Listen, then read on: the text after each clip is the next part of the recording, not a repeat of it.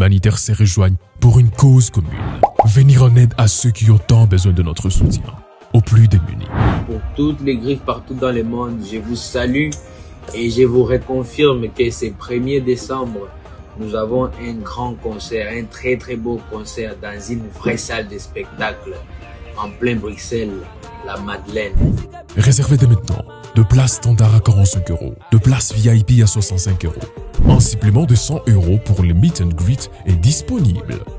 Soyons là et ensemble, changeons de vie, unissons Umoja pour la paix, à l'est de la RDC. Une production exclusive de l'Orphelinat Gunguna, la Skifama et la ville de Bruxelles. La voix du peuple, oh, la voix du peuple, oh, c'est bien, oh. Vincent Chilouizi, étoile de la presse. La voix du peuple, toujours longueur d'avance. Les informations partout dans le monde. La voix du peuple, toujours actualité dans les actualités. Salut, bienvenue, chers amis téléspectateurs, dans votre émission, les news de Star, dans la chaîne Monsieur La Voix du Peuple. C'est une première pour nous et nous avons l'honneur et à ma casse, il y a Mbaye dans le plateau Nabiso. Moi, je dois le dire tout haut que tant qu'on a bandai ma solo, il y a YouTube Sika.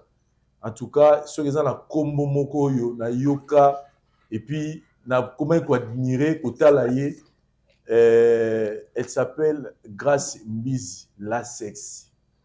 Ma maman boya kota la sexy et c'est on a que Manal Liboso chama kona Kinshasa et Alegi chaîne à Liboso et pas la biso la voix du peuple.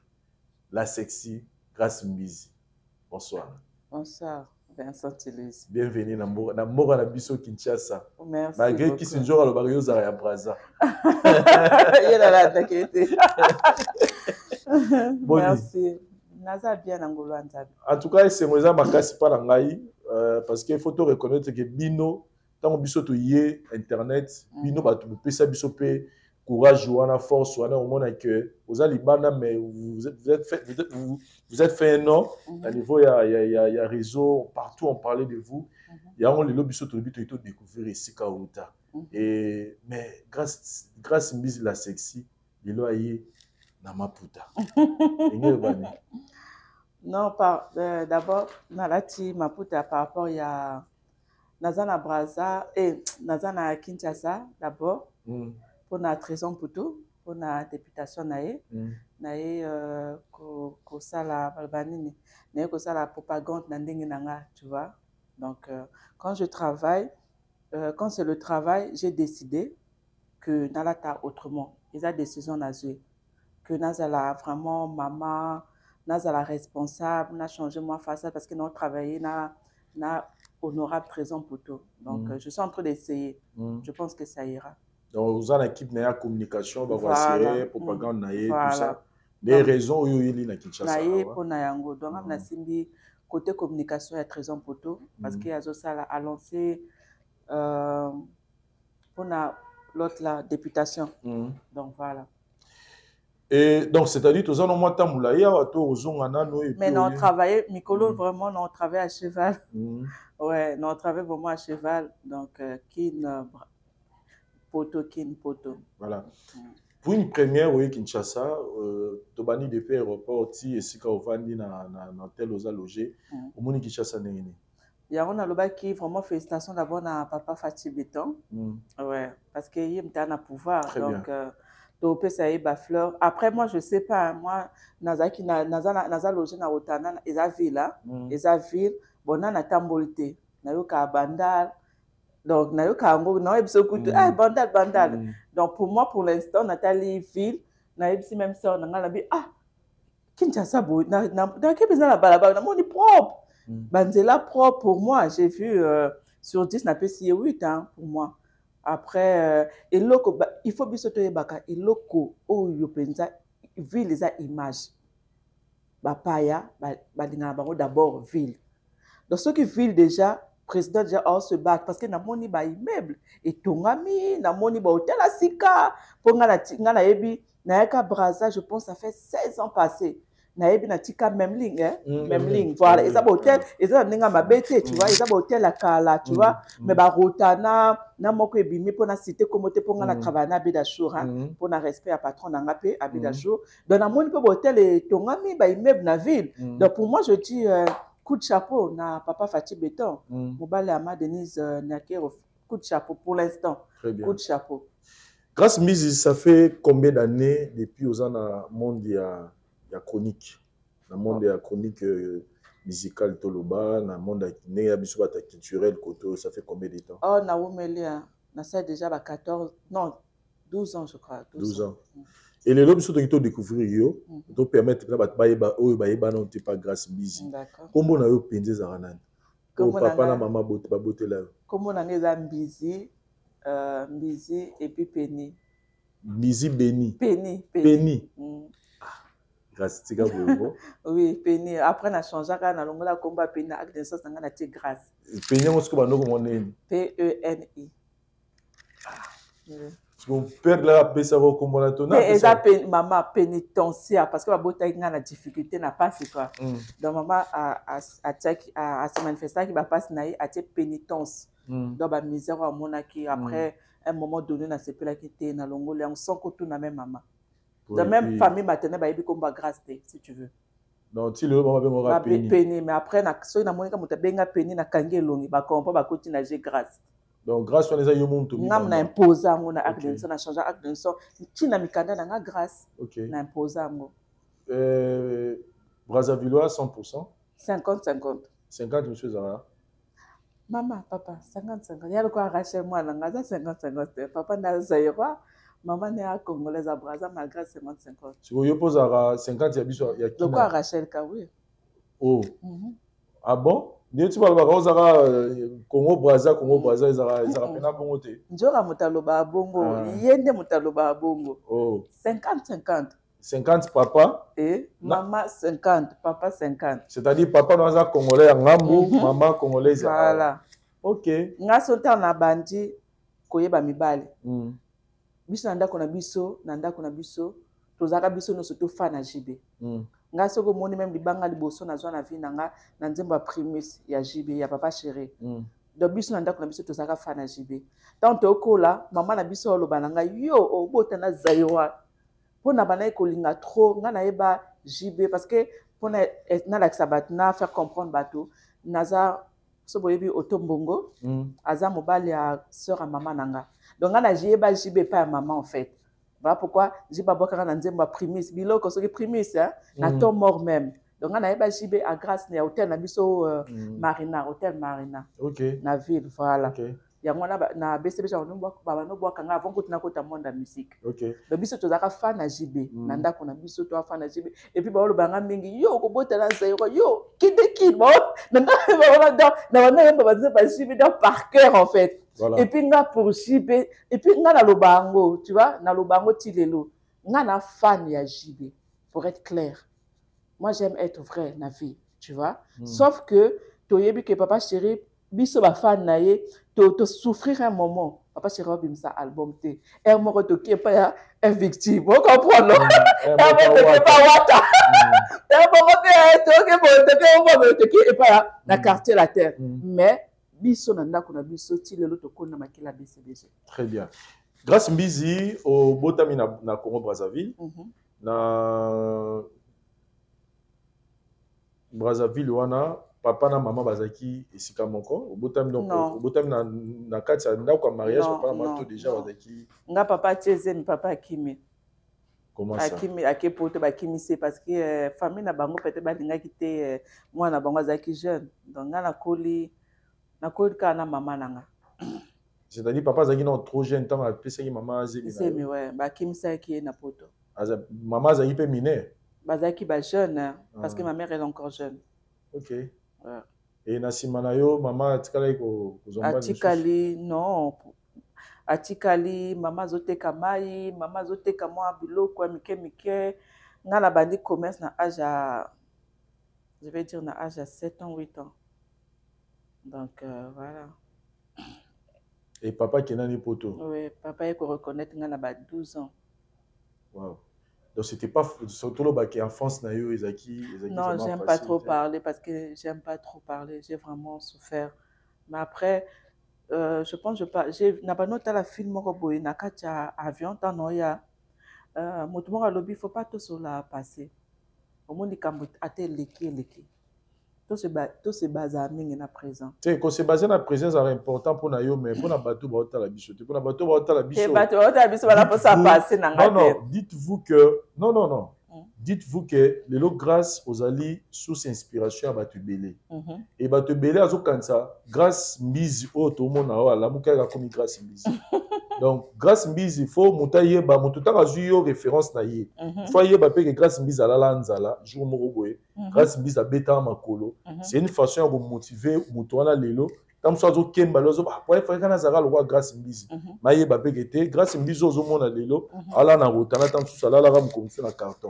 Non. C'est important de quoi. Ouais, mais grâce Mbisi, moi dans le Bango, je ne sors pas d'une famille riche.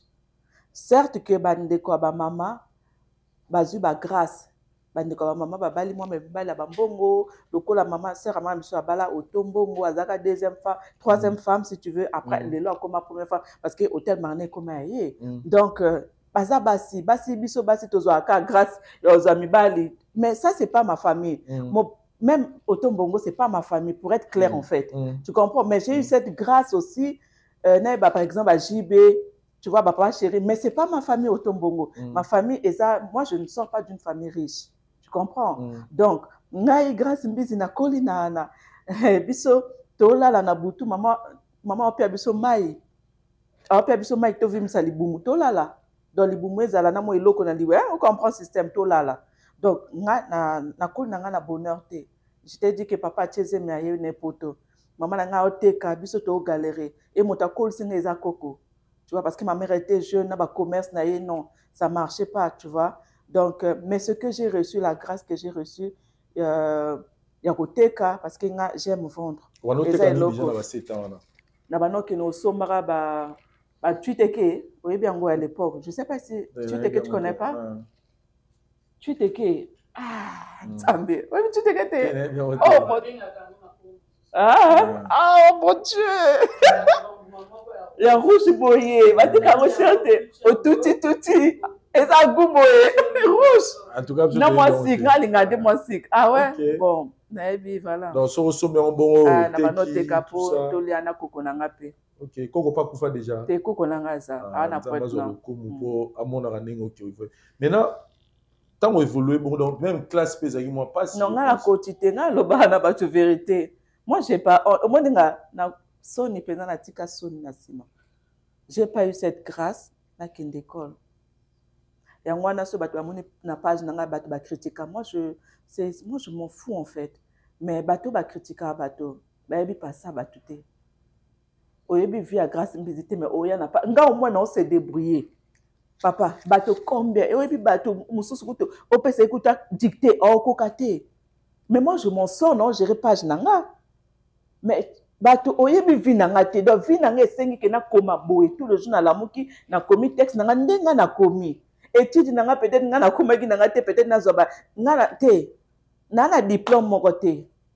Très bien. Mais tozwa kamayele au monde to collaborer, to fanda na ba boss abe d'achour, alors ba français bien to capter. Vous comprenez? Au fond, na PDG Willy Toka, monté maman Claudia Sassou, bah le baba français bien, to capitaine, na ko na français terre. Mais na ko la français na balobani na nzela na batu na milieu voilà, si tu veux. Na yokel le français. Donc na ko na français te, mais après bateau je déplore. Mais après moi, c'est pas un problème. Moi je fais passer un problème, tu vois. Mais nga na diplôme te na tanga te mais oyebi Vincent eloko moko loba moto pa bonga nzambe atala ate atuna ate oza diplôme na poche na yo ozo comprendre nzamba na posa diplôme a moto te nzambe eleva moto ndengoza ate oza na fon ya place boye to mona histoire David te bakina okuluka ye ba présenter bana ofele ba présenter ba biti bisoka David mais David azaki wapi na suka baki oluka ye. Donc, on a tanga na ngate, mais c'est problème que grâce est localisé au place on se. Nabi grâce ya nzambe soke yé na vie localisé au place on se. Na tanga na ngate mais na batu mususu batanga bana ba diplôme. français belé mais tout naie ayebi abeda show peut-être te ayebi wile toka mete mais ngana tanga na te abeda show a considérer ngaka ndé naza je ne connais pas bien le français au comprend malgré na wuti na wume na poto parce que bato ba koli na français c'est différent à koli na français le ba français tout le jour c'est mais ngana ye koli donc j'étais obligé na ye kola na ye na poto na au comprendre donc ngaka onda mona yebi c'est bon déjà. Mais j'ai des gens qui acceptent ça. Je ne suis pas trop intelligente. Mais c'est bon. Ça suffit. Et grâce à mise à évoluer, à quel moment au Kitaki Braza pour qu'il y ait des circonstances? Parce que là, tu nous parles que famille, maman, papa, ou abandonné, mais aussi retrouvé qu'il y a une Europe. Quand na lobango na émission na yana lobi ezali kamangolo. Biso na chance na famille na biso surtout bana basi toi na chance makasi et bala mibala bambongo mibala bien tu vois eza eloko vraiment eza penza et pas na biso ko bana basi ya famille na biso donc en gros nga mobile mutamanga na poto pour na kende ko ça mariage déjà donc nga nazwa visa na ndako ba olukelanga visa ba memanga poto boye kaka nga na olala ba pongi madame demain c'est l'Europe. Pour le mariage, j'étais tout jeune. Avant papa nanga kufa. Mobala zaki na poto. En Afrique, alaka memanga na poto toke poto toye poto na ye. Donc yo ya libala, oya poto na libala. Voilà, libala y memanga poto. On zaki na ba chini. J'avais quel âge? J'avais 17 ans. 17 ans. C'était facile pour la famille tika yo na. Mais après na boyaki, nga moko na boyaki na bi non, je suis pas prête pour le mariage. Je n'étais pas prête pour le mariage. J'ai dit non. Je ne vais pas me marier. Malgré tout ça, mais maman qui aura na poto. Et na boye qui mariage na poto na bi non, je ne vais pas me marier. Adolé ba mimio na poto. Ne ba ba na kimaki. Ah, mobala zaki mo mukolo. Te azaki ko to jeune mais na kimaki ndeba ndako na sota ki mira o lala na o gete bo. Na bengi papa na biso papa zola la o ronfler to kima. Ndeba baba kima. Papa aboti o azama. Oui, et dans na kima ko to kima. Au moins ndeba baba kima. Nga na sota fenêtre kima. Na papa na ngata papa na di to kiba to ta sima obenga mbila te obenga ne mbila te to kima na otala ebi yala la na ependa to kima atikala po luko te mbale luka me luka nga na kimi ba luka muta kimi ya ali pas na keta luka nga wa mais lelo quand même tant comme na combo quand même à reconnaître que grâce à moi oui c'est un blanc mais bon j'ai pas ces nouvelles merci pour grâce nae nanzala nae peut-être Nzamba sala lelo voilà. Grâce Mbizi à se retrouver en Europe, l'intégration sera facile pour nous après au Kimawana. Non, c'était facile parce que nga bande konanga mibali tout bana poto et mon père. Donc voilà. Ah, okay. Là c'était facile pour moi. Mais le fait que papa abandonna Kayoti ou a retrouvé affection les gens on ba on tika on a été. Papa na biso aboti bana mibali 5 bana basi mibali. Donc pour l'instant j'étais la seule fille. Avec 5 garçons, donc il était obligé tout de suite à Zwanga. Voilà. Et aujourd'hui, maman, na Braza a condition bien. Hein? Oui, je dis merci beaucoup à PDG Wili Toka. Il y a à comment Azasu na charge nangate. À comment na charge à boss nangado. Nga moi na musala PDG Toka. Il y a Wili Toka. Bazoaye, maman Azasu na pas charge nangate. Au moins de na yeboye. Au moins de na ye nangakin. Ane na charge nangate. Comment na PDG Wili Toka. Nga non saka musala. On se retrouve dans le monde de la presse, dans le monde de la chronique, dans le monde de YouTube. Parce que avant, on avait un théâtre. Ça, ceux qui pêchent à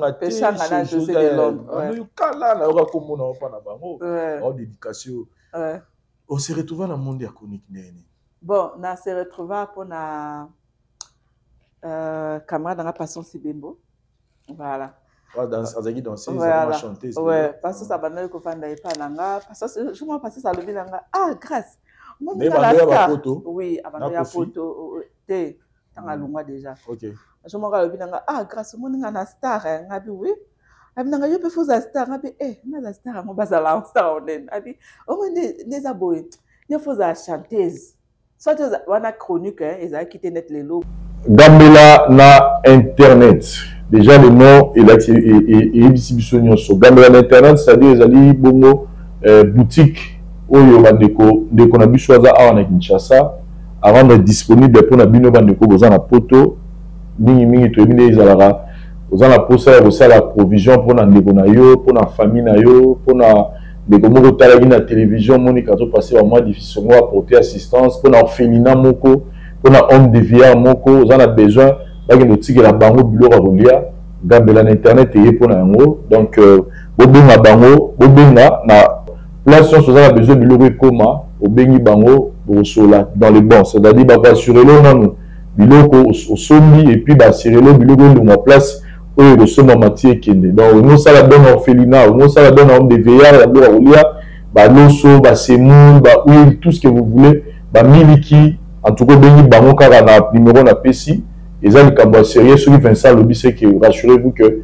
ba beza pena correct je pense à les jours qui viennent to la no pays spot na bango ba no le tout moment donc bon message na gambela na internet sombi biloko na oza la poto tindika mbongo na yo et biloko na comme après maman leki biloko na qui n'est pas tata moi c'est qui n'est pas maman papa na biso to pas maman na biso to qui est na orphelinat to qui est na homme de veillard moko ou bien gambela na internet bon maman na moi si mon na téléphone ou après expliquer bino nini na rosala pour que bloquer comment souci ezali bobengi Vincent pour na ba détail mususu par rapport à Likamongo, to bengi gambela na internet. Makambo ba internet soki esate on comprend. Ah, il peut pas le dire grâce. Il faut ça chanter mais faut na moni bo il faut ça featuring mo obimo comme star. Pour na star na zana camera na pa star. Avant ça n'aura pas non rien. Voilà, j'étais une fille normale yanda ko tout. Na bi ah ça fait il faut ça star camera na star parce que ba no on ka ba style na il faut ça star ah Achanga, ah ça, on peut ça après le bilan, on peut ça fitting na fali, quand bi boni ba rêve go, fallait binga. Mais tu ka basé, sauter ba ma fali, mais bon, OK, comme ça moi fali, ni ka pas fali makasi. Il faut ça chroniquer. Na tel na eh, tanga mfio makamo. Chroniquer za masala ngondeni. Il faut ça abenga Drico Maki à l'époque, na pese mbote la saza, abi il faut ça la chroniqueuse. Na ba ça la ngondeni. Après tout voilà après et c'est parti. Et à un moment que c'est parti. Et à quel moment au komani na yomoro centre pena ke kombo na ngasikoyo et vandi le roi mon pépé. Ils ont eu le roi mon pépé. C'est à quel moment? Na moment où na mona papa Hervé parce que na za reconnaissant pour naie papa Hervé vraiment a tchakinga prend ma casse. Fait rigoler. Papa Hervé a tchakinga prend ma casse parce que d'abord na camarade bionique na outil na province.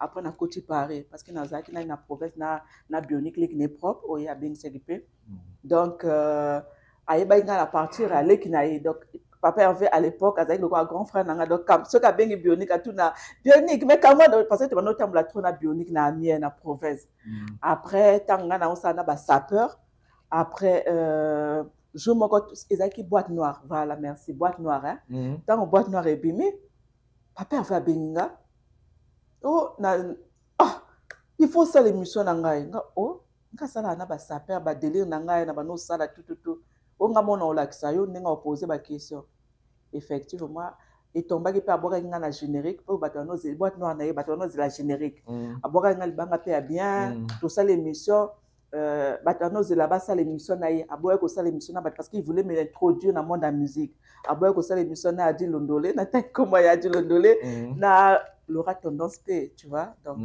alina kaka sala nanga pour à introduire dans le monde de la musique na sala qui n'a pas Hervé après quelques mois na moni fallait abenga fallait azaki na mboka mo boye na je ne sais plus rumeur il m'a dit qu'il fallait obimana moi ça me conduit boye voilà na fana ndako na moi chérie na mo boye na moi numéro mo boye ah na yambi gande ba yamat c'est qui eza fallait pour pas ah ngana suba c'est parti comme ça après ma Kofi ba comme que s'intéresser là ba wata ba tout surtout c'est parti fallait avec deuxième personne après faire après na commencé na ba Kofi na ba tout après na fandi nanga il match bien Odima teko matayo mais Odima teko mata makasi tant grâce mise à ce qu'on a formé à la sexy grâce mise une émission na ifo libele monana ouais.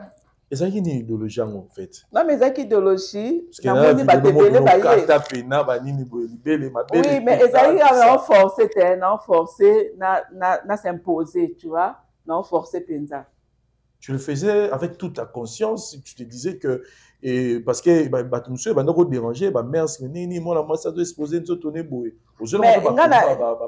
oui nazo bata mais moi je voulais m'imposer au moins soko ça elo comment boyer nga lelo na moni après na simana na moni ba la section abimé belé donc moi je voulais faire quelque chose parce qu'ils a qui internet je voulais faire quelque chose lelo nzele fungoma bato ba belé je voulais faire quelque chose en fait. Très bien.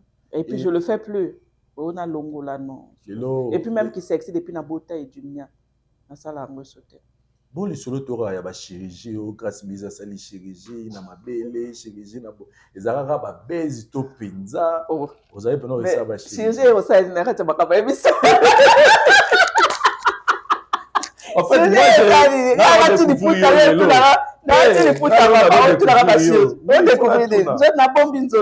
te obombi nzoto mena o batango wana o netwa ndo yo la chirurgie ezaka ya solo. Mais oui papa. Pas Vincent. Mso balobi o te ezaka lokuta chirurgie za mo rebelle ozo mo sala chirurgie wapi tout ça. Na ça au monde na za boy na ça libele au monde au deuxième fois na ça libele. Na ça libele na Champs-Élysées ba fille a pas été qui non critique hein et ça été grâce à qui n'a critique a critiquer ba toujours critique personne.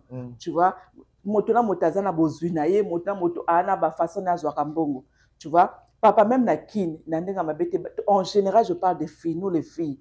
Tu vois nous les filles surtout lingi to ça libele to que na mingi na Turquie ou bien na kuna eza moins cher na 5000 € ba sali so libele ba sali libumu vous comprenez. Mais ngai au moins libelo na zanango eza naturel penza o simba boye o yeba te ke ba sali libele cicatrice ezate et apenza naturel mon appelle libele était mais naturel parce que na ça mon a Champs-Élysées 6000 € l'année passée 6000 € na Champs-Élysées au bat bakena na Turquie. Je peux na ko kepe na Turquie mais peut-être que ça me permet pas na kende Turquie. Grâce Mbizi olimbisanga lelo na route nazobi nazonga nazo découvrir yo lelo c'est une occasion pour mais ça okanginga na émission toza na yo na pona renier toza na yo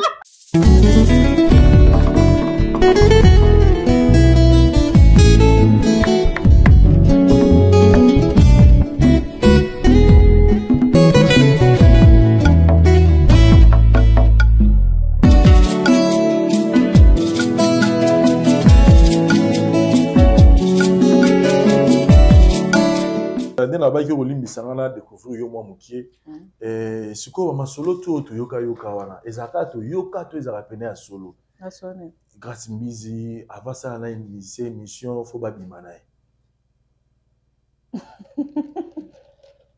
na bimana na nkasi ndeka to yoka kate no Grâce Mbizi pour Grâce Mbizi en tout cas musicien nyonso va bimana ye condition ya Grâce ezaka no il faut ba bimana.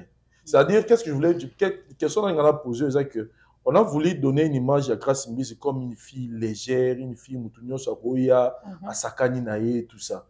Et dans tout ça, quand on dit les longs on a eu occasion sur la nayo, les longs on a qu'est-ce que tu peux nous dire? Ne pas ça image mon roi fille donc tout le monde peut venir et pas ça rien à qui.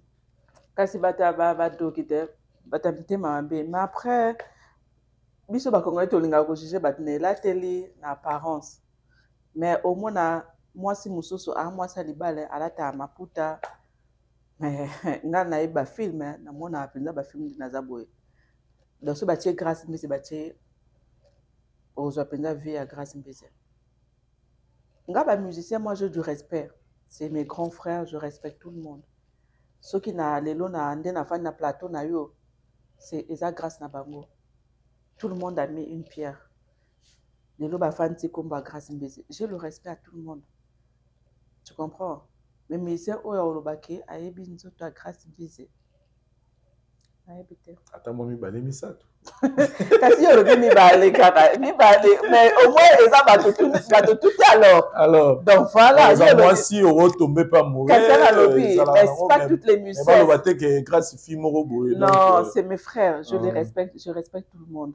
Très bien. C'est mes frères et puis moi délire nanga tellement moi je connais des musiciens ngana au moins ngana coach mondo j'avais quel âge les gens comme âge nini donc ngana yebi wata on comprend na yebi wata na yeba musicien est na poche nanga je les connais tellement bien Moi, quand je connais Nandenga Love, quand je connais quelqu'un, moi, dans mon bal bien, j'ai du mal à quitter ces caleçons. J'ai vraiment du mal. Certes, mais moi, après moi, je ne vois pas l'argent. Ça l'engage que moi. Vous comprenez, Vincent?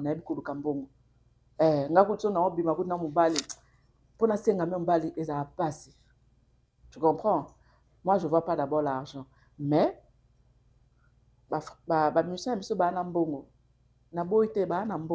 et puis, moi aussi. Mais le problème, quand je connais un garçon, c'est ce que je t'ai dit, j'ai du mal à quitter Caleçon. J'ai vraiment du mal. Très bien. Mais balobaki, côté moto sala, so moto kalinga mbisi, on lia kambisi te. Naza simpete. Naza simpete. Et tant que femme, je pense que aux Ari na poto, au Yotuoya, donc c'est-à-dire actualité ngo ezana nous donc aux ala ngo kuna. Maramboya, moi ma kele le zo le gamikolo il y a Didi Stone, Moni Didi Stone, Kotoyo, Mama Lia, Cindy, tout ça, Kofi personnellement. Et tant que femme, aux hommes, on a anglais jusque-là. Ce qu'il faut apporter, analyse, na maison les carana, tout, aux hommes, Didi Stone qui impose, aligné, ils ont insisté sur le respect de sa mère, tout ça, Moni Koto, Bato, famille, Koti. Mais c'est normal, là. C'est normal, Didi Stone Warrior, c'est normal. Didi Stone? Oui, écoutez. Didi Stone Warrior. Maman yango bazo boya. Baboyede. Maman yango bazo télé. Yo bazo ba aigle. Yo mona te. Mais no ka penzembo ya maman na yede ba imba pa ya Cindy de ke na mutuka. Papa, ngala yebite ngala na lobi oyo. Parce que tant ozo ba Didi Stone Warrior ozo mona te gozo Warrior. Na pesi mode. Didi Stone na Warrior. Quand on parle de Warrior, c'est quelqu'un qui connaît les chansons de Fally Ipupa par cœur. C'est quelqu'un qui aime Fally. Voilà, Prévenel Balobaka. Prévenel, là. Prévenel, excuse-moi. Prévenel, voilà, na concert, il y a le 25, na Arena. Yo, bon, aïe bien, hein. Yo, ni te pari. Tiens, un sac, n'a te pari. Tiens, un sac, n'a. Yo, ni te pari. Te pari combien. Yo, il y a concert, on te pari combien. Oh, papa, oh rêvé. Yo comme on concert wana yo za na poto oki concert wana te. Boni ba aventure ko. Na ba mbua na ba nya ba oya concert wana. Na ba mbua na ba nya. Na bato ba malade, oza obligé. Ba yebiso ka liboso apporte na yo bilengi moko eza boye. Liboso apporte ou be grâce biso obina. Yo liboso apporte non obina na longa o na tika liputa. Oyo ki grâce biso obina libele telemi. Oya otala te. Oya otala te. Oh, mais réponds à tes papa. Oh, la tout ni yo. Oh, la question c'est parce qu'il y a le bina yo bilenga Fally il y a le 25. Na na robo yango na poto. Moto robo yango te ba le tout puissant moi miraja ba olongwa Kenya ba oya pona yango. Ba oya makasi et puis ngaso na ye avant. Na ye avant parce que fona zonga noki pona concert. Moto to ratango te. Le Didi Stone a ratango pourquoi? A ozala makasi. Ayebisinga grâce ya benga grâce mbizi je serai là ayebisinga nabi tu serais là na tu n'écoutes over na podium abi mais grâce mbizi non podium c'est trop je serai là en bas je serai là on m'a tapé na podium bon présenter voici pour vous Didi Stone Warrior numéro 1 pour bismo to numéro 1 pensez-vous que par rapport à l'élo ndenge Fally ne ba comment froid na polémique. Non, baza en froité. Baza en froité. Fally, il n'a pas de problème. Fally. Mais il y a 2018, il y a 2017, il y a Fally, il y a Kofi, il y a 2023. Fally a un problème. Tu as vu na biso mo pa onde a lukaka. Vous comprenez tous à la honnête. Tu as vu que vi mo pa onde azamuta ba créatrice. Tu as vu que elle a posé. Yo po yebi que aigle a posé aigle a luka ba problème te. Tu comprends? Tu yebi que vient na biso kaka za muta ba provocation muta. Tu comprends? Il y a ba pique muta ba voilà. Pesa bilengi. Mais en soi, Fally un problème na profiter. En soi. Mais que les gens retiennent que Didi Stone Warrior. Te follow ba Didi Stone. Oyo kate Didi Stone Warrior. Oyo ba Didi Stone otie Warrior na sukande. Sangi sango Didi Stone Warrior. Bon présenter on ni te parier. T'es au parier, t'es aux élèves pour l'envoyer qu'on mais comme si on a un doute, il y a une information comme information. Des informations, t'es non le banayo, na émission bat baota là. Donc le 25 novembre, voici pour vous Didiston Olympic Warrior. Je tiens numéro 1, biso tozongi. Mais il fallait pour pas lobby ma mission délégation et à moi ba te belé ma mission presque tout qui t'a dit lobby mais constate au sali il y a que na monika na ser na ngana na boduga na pesi mbote na ndeko moko ya chroniqueur ayeki ko ba iko ça mais ne to biza la pena que na poto pena que ne ba yaki wana au mona pena que ba préessayer c'est comme si au moins le problème c'est quoi au moins na tumbo la journaliste mo na poto bon pour nous à la claire na tumbo la master na megenema donc ça la dernière émission na beti nzondo na bi mige nde fallait oya boy ata ba kiss njoka soki ba ye na yebisi nga na oloba na émission miga master na yebisi même ngata na sala émission na mige batu bacha ba commentaire grâce bisi bika za compte fallait tout mais nga la kenaka pour aza master et puis je me sens à l'aise avec lui. Fallait avoir un problème à Mégété, vous comprenez? Mais le problème, c'est des fans, en fait. Les fans, ils ne sont pas là-bas avec Sarah Bango. Les fans sont fragiles. Vous comprenez? Les fans sont fans. Il y a un peu de lingarayo. Vous comprenez? Ils sont fragiles. En fait, les lingarayo, comme on a mabé pour un leader na Bango. Mais il y a des journalistes na poto, entre guillemets, baza. Vous comprenez? Au moins, on a comme ça. L'autre là, au moins, on a papier qui s'aille. Mais dans cette actualité à boy, ba musicien ba ye, yeba ke ba journaliste pe ba oya. Yo maintenant moi ça l'émission exacte. Ça n'a pas de sens parce que ça actualité. Donc quelque part tout comprendre que comme ba quand on a pu gouverner. Ça bien temps. Na biso ke yo ba ta fali. Ça bien temps. Faut être pour tout le monde. Ça la bien temps à ta ba papi mboma. Non, ça bien temps. Ngala salaka ngai. Bonne nouvelle pour la bandeko nyonso bokozwa libaku ya kitoko ya kokutana na élément oyo ndeko na bino Vincent na ekosala bino. Bonne nouvelle ezani neza masolo ya vie.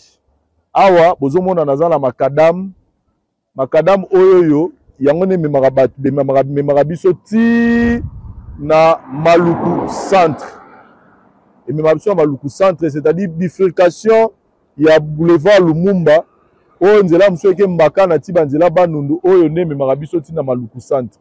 Lisolo ezali espace oyo bomoni eza na nsima na nga oyo ezali bongo concession bazo kata mapangu 20 sur 20. Oyo ezali opportunité kitoko mpona bino. Pourquoi? Parce que mapangu mingi toya kosombaka awa na bamaluku côté ya Maluku awa ezaka mingi fo okota na mutuka okoti na kati mais oyo eza opportunité ya kitoko ezaki nde botomona mituka ezoleka awa. Donc concession na biso ebandi kaka na makadam oyo tokokatisa na dari mpo tomona yango bien. C'est-à-dire concession na biso ebandi na makadam oyo donc nde toza awa ebandi awa tokitango tina sekuna meko kitango sekuna ya sango kitoko nango eza ke toza peka na makadam donc toza eza arc. Donc arc nyonso wana epesi etali makadam ekiti sikoyo ti na seboye 20 sur 20 $4,500 américains. 4,500 $ américains ozwi lopango na yo 20 sur 20. Bandeko mingi bakoma koloba ngala osoma lopango na Maluku na renovana na Maluku te. Botala erreur bosalaka. Lelo investissement eleki mabele ezate partout dans le monde. Muto akosoma lopango na ye 4,500 $ awa. 1 heure du temps ou 2 heures du temps après, soit le gars teka yango oteka sous 4,500 te.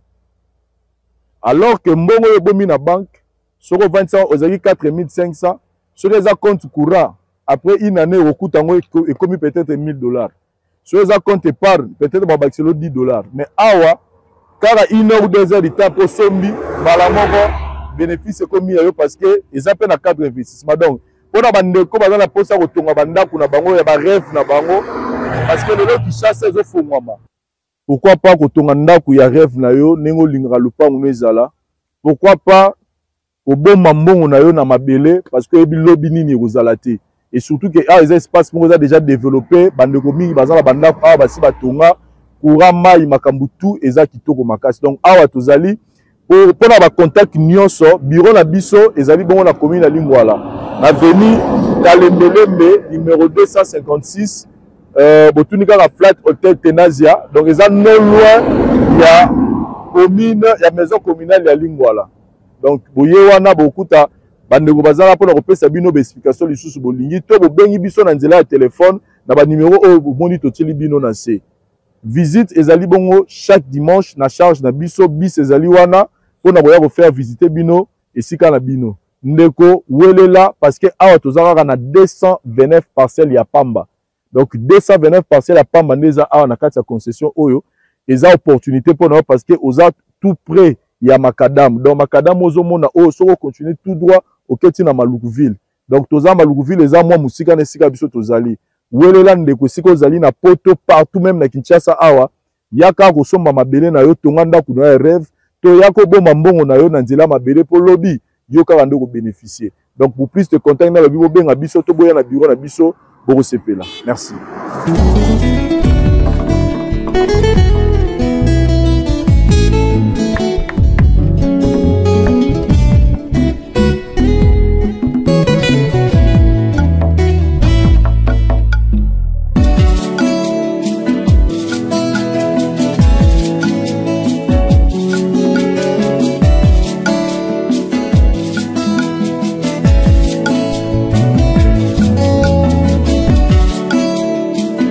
Naloba ngo na omoni nga papa naloba na omoni na lokwa bangala nga na muta clair. Vous comprenez? Ngai naza bien na aigle. Omoni ta na ye na Kinboye. Héritier watana begoka moto na tembe. Atindi moto. Aza nanga na bimsata 1 euro te, 1 dollar te. Abimsanga tina kuta na voiture. C'est grâce à Héritier Watanabe. Moi je suis pas hypocrite. Je suis na petit à aigle, na petit à wata, na sola bien, na pire fabricant, na ébi fabricant avant musique. OK? Je suis bien avec papa chéri. Kofi pe to za biso bien, mais quand syndicat mutaye na katikati. C'est-à-dire Kokabulanga na vie nanga mopao. Mais na bien na vie nanga, na bien na vie nanga mopao. Mais quand syndicat ye na katikati. Na nanga bien na ba musicien. Donc, vous encouragez le long de la bande bazalawana, tout ça. Mais langage moi, mes collègues, que voilà, fallait amener ma chroniqueur, soi-disant, parce que attaquer la guerre, parce que yo soutenir tes mais Kofi pas même bateau. Voilà, c'est des choses. Mais papa Chéral, c'est des choses. Voilà, c'est des choses. Sauf qu'à même bateau, il y a un problème. Ma camme déjà, déjà, tout le monde avait une son Sony. Amema Sankarati. Sankara gréco-romaine. Sankara za pour na ko attaquer. Aye mo kami loba aza alarme. Sankara a alarme. Aza alarme. Vous comprenez? Donc voilà, où est Ramé Makaye? Où est Ramé Makaye? Ce qu'il fallait amener par les journalistes internet, ça c'est pas un problème. C'est pas du tout un problème. Et ça il loko il fallait pas côté. Kofi amema ba journaliste. Ka fali tanga na quartier la terre. Kofi abano mema ba journaliste. Pe ba journaliste ba sere belé ba na poto wana. Ba sere belé ba wera ba mema. Loka ba lora tendance ba ngula ba wera. Vous comprenez hein? Lora tendance ngula wera bien fait. Vous comprenez hein? Donc voilà. Et ça ma bête amema ba ngakuto amema ba tutu.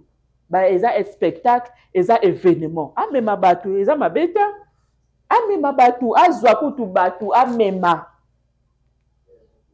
Azwi 54 visa, babaki sous ba visa, ceux qui 24 lisusu, ceux qui 20.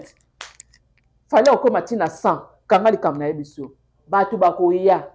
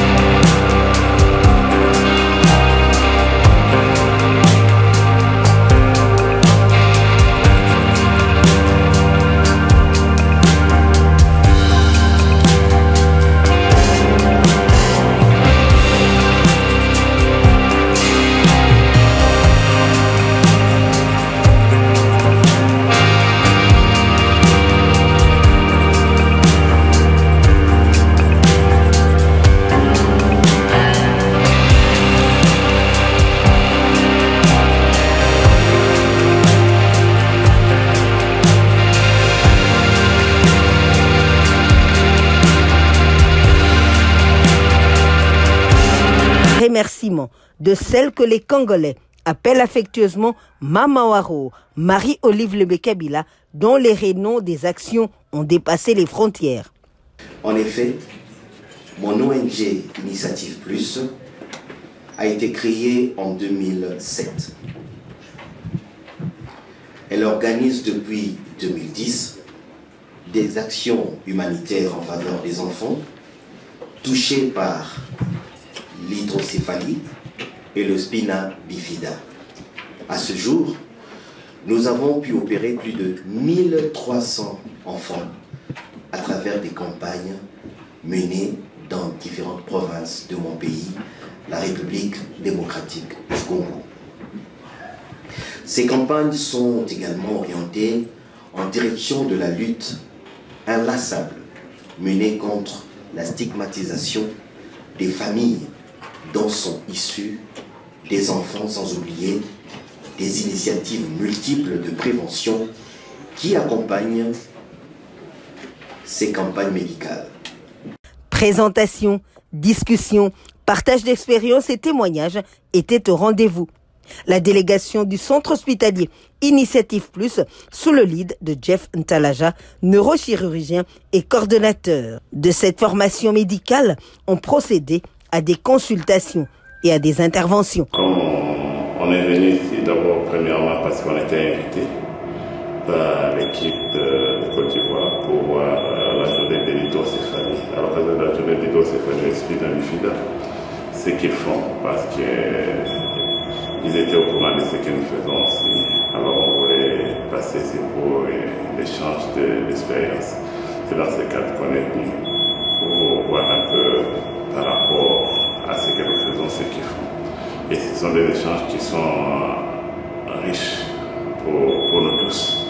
Parce qu'on a vu que chez nous, on a beaucoup d'avance dans certaines choses aussi. Mais c'est toujours mieux de voir aussi comment les autres pratiquent pour encore faire mieux. Le bienfait ne pourrit pas, dit-on.